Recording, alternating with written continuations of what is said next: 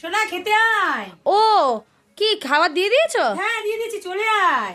ও তো কি কি দিয়েছো বলো? আজকে যা শনিবারের বাজার একটু রান্না করেছি, নে দেখ। অল্প স্বল্পই রান্না করেছে আজকে।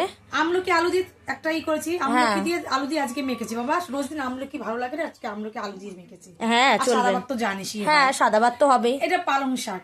বাহ, পালং শাকটা বেশ ভালো লাগছে তো। হ্যাঁ, আর সোয়াবিন আলু আর দিয়ে তরকি করেছি। পেঁপে আছে কিন্তু এটার মধ্যে, সোয়াবিন আলু পেঁপে দিয়ে একটা তরকি করেছি। আজকে শনিবারের বাজার, আজকে এরকম হবে, রাতে অন্য কিছু হবে।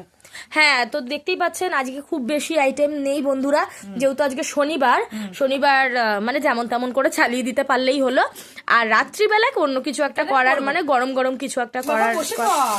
হ্যাঁ বসে পড়। হ্যাঁ তো খেয়ে নি। কর। তো দেখতেই পাচ্ছেন এই যে আমার ফেভারিট আমলকি সিদ্ধ, আমলকি আলু সিদ্ধ আজকে। আমি দিয়েছি আজকে। আর এই দেখুন এখানে আছে পালং শাক, এটা শীষ পালং না, শীষ পালং, বেগুন আলু দিয়ে তরকারি। আর এই সাইডে আছে সোয়াবিন আলুর তরকারি। এর মধ্যে পেঁপেও দিয়েছি, বড় বড় করে পেঁপে কেটে দিয়েছি। হ্যাঁ অবশ্য আমার পেঁপেটা খুব একটা পছন্দ না, বাট এই জন্যই সোয়াবিন দিয়েছে। আর সোয়াবিনটা নিরামিষের দিনে যদি করে তাহলে আমার খুবই ভালো লাগে, কোনো অসুবিধা হয় না। তা ঠিক আছে বন্ধুরা, আজকে দুপুরবেলা রান্নাবান্না তো দেখেছেনই, একদম বেসিক একদম নর্মাল রান্নাবান্না, এমন কিছু হেভি না। তা আজকে খাওয়া দাওয়া আমরা শুরু করে দিলাম। আর আমাদের ভিডিও কেমন লাগে সেটাও কিন্তু অবশ্যই জানাতে আপনারা ভুলবেন না। আজ এইটুকুই, টাটা টাটা টাটা। টাটা।